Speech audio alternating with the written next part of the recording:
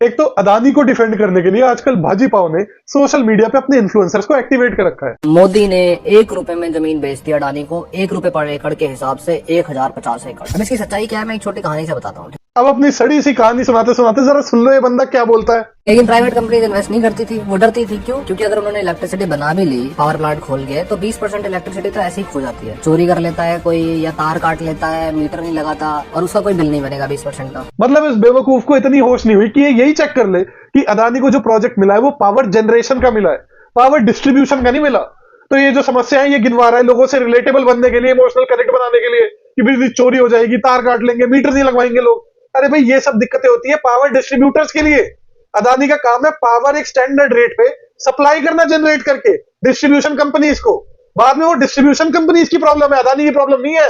1 रुपए के हिसाब से इनको जमीन इसलिए दे रहे हैं ताकि अडानी जो है वो रिस्क ले और यहाँ पे पावर प्लांट खोले। मतलब ये नई डेफिनेशन आई है मार्केट में रिस्क की कि भाई 1 रुपए के हिसाब से मेरे को जमीन मिल रही है तो मैं कितना बड़ा रिस्क टेकर हुआ। अरे भाई किसी भी बिजनेस में रिस्क क्या होते हैं कि मैं माल बेचूंगा, कोई खरीदेगा नहीं खरीदेगा, मेरी सेल होगी नहीं होगी, वो पहले से तुम्हारी फिक्स्ड है, सरकार खरीदेगी तुमसे। और रिस्क होता है कि भाई प्राइस मेरे को अच्छा मिलेगा नहीं मिलेगा, वो पहले से तय है, प्राइस तुम्हारा पहले से तय है, सेल तुम्हारी फिक्स्ड है, लैंड तुम्हें 1 रुपए की मिल गई, काय का रिस्क।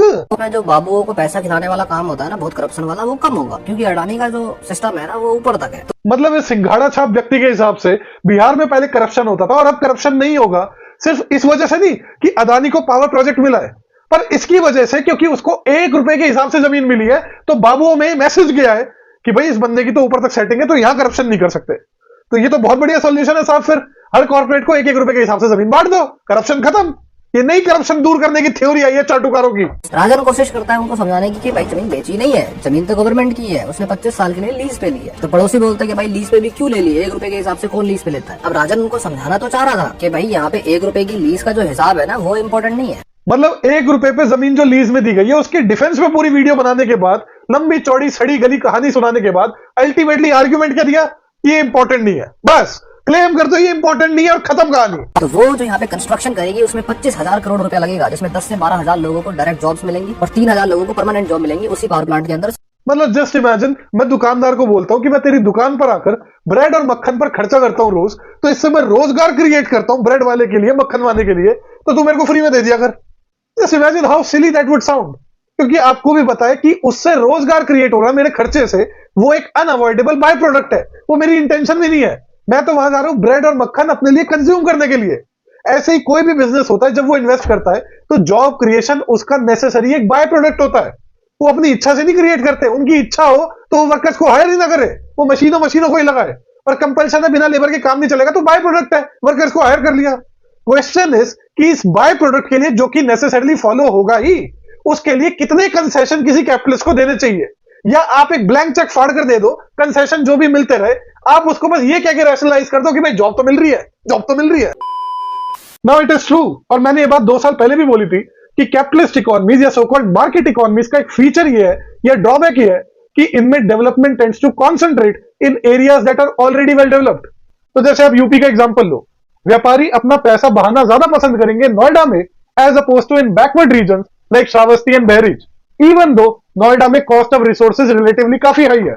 और ऐसा इसलिए है कि नोएडा में भले ही दाम ज्यादा हो, लेकिन नोएडा ऑफर करता है एक वेल नेटवर्क्ड इकोसिस्टम जहां पर बिजनेस को स्मूथली फंक्शन करने के लिए जो भी संसाधन चाहिए वो नोएडा में इजीली अवेलेबल होते हैं, क्योंकि बहुत अच्छी नेटवर्किंग है आपस में रिसोर्सेज की।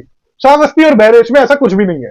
तो अगर बैकवर्ड रीजन्स को सरकार को डेवलप करना है तो उसको कंसेशंस तो कैपिटलिस्ट को देने पड़ेंगे, क्योंकि कैपिटलिस्ट कोई उदारवादी आदमी तो है नहीं, उसको पैसा बनाना है, और अगर उसको पैसा बनाना है, उसका इंटरेस्ट ही नहीं है वहां जाने में, तो आपको उसका इंटरेस्ट केटर करना पड़ेगा by offering him certain freebies, जिसको फ्रीबीज कोई बोल के राजी नहीं है। और ये फ्रीबीज क्या फॉर्म ले सकती है? सस्ता लोन, सस्ती जमीन, सस्ती इलेक्ट्रिसिटी, एटसेट्रा एटसेट्रा। तो ये कंसेप्चुअली डिस्प्यूटेड नहीं है कि कैपिटलिस्टों को कंसेशन देना पड़ता है तभी वो बैकवर्ड रीजन्स में आके डेवलपमेंट करते हैं, क्योंकि ये लोग उदारवादी नहीं है और इनके मटेरियल इंटरेस्ट को आपको केटर करना पड़ता है। रियल क्वेश्चन इज कि कितना केटर करना पड़े।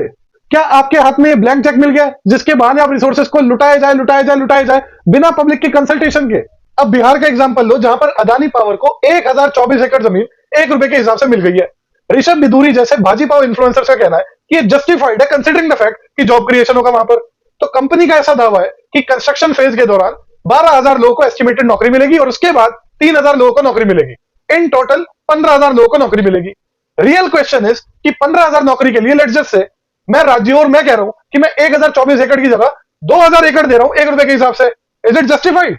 भाजी पाव के इन्फ्लुएंसर्स कहेंगे जॉब मिल रही है, जस्टिफाइड। तो 3,000 एकड़ दे दो, 4,000 एकड़ दे दो, 5,000 एकड़ दे दो, क्योंकि जॉब क्रिएशन हो रहा है भाई। अरे भाई रियल क्वेश्चन इज कितना आप लुटा रहे हो, और क्या आपने पब्लिक से पहले कंसल्ट करा कि हम इतना लुटाने वाले हैं? आप अनडेमोक्रेटिक लोग, आप पूछते ही नहीं हो पब्लिक से, चाहे बीजेपी हो या कांग्रेस हो। अगर पब्लिक से पहले ही वाइड कंसल्टेशन हो जाए तो इस पे हल्ला ही नहीं कटेगा। फिर आप पूछते ही नहीं हो, लेकिन आपको क्योंकि बेनिफिट पहुंचाने हैं अपने मिलियनियर दोस्तों को। दूसरी बात, ये जो अरबपतियों को फायदा पहुंचाया जाता है ये एक फॉर्म ऑफ फ्रीबी ही है, लेकिन आपने कभी नहीं सुना होगा भाजी पाव के इन्फ्लुएंसर्स के मुंह से इसको फ्रीबी बोलते हुए। इनफैक्ट बिजनेस प्रेस तक इसको फ्रीबी नहीं बोलता, क्योंकि बिजनेस प्रेस को भी ओन कौन करता है? बिलियनियर्स।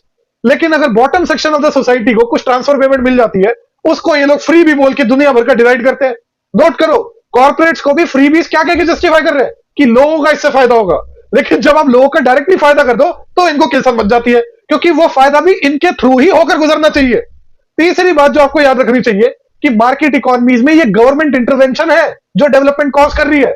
बिलियनियर नहीं जा रहा वहां पर अपनी इच्छा से, उसको वहां लाया जा रहा है पब्लिक के द्वारा, यूजिंग पब्लिक रिसोर्सेज। तो ये जो आयन रैंड, मिल्टन फ्रीडमैन, रॉथबार्ड, इन सबके खोदे बनते हैं, इनको भी ये बात पता होनी चाहिए। और बाजी पाव इन्फ्लुएंसर्स को भी ये समझना चाहिए कि ये ऐसा ना जताए कि बिलियनियर आया यहाँ पर पावर प्लांट सेटअप कर रहा है। वो अपनी इच्छा से नहीं आया, उसको लाया गया यहाँ पर कंसेशंस ऑफर करके, और कई केसेस में तो बिना पब्लिक से पूछे वेल्थ लुटा के, उसके ऊपर फ्रीबीज लुटा के उसको लाया जाता है।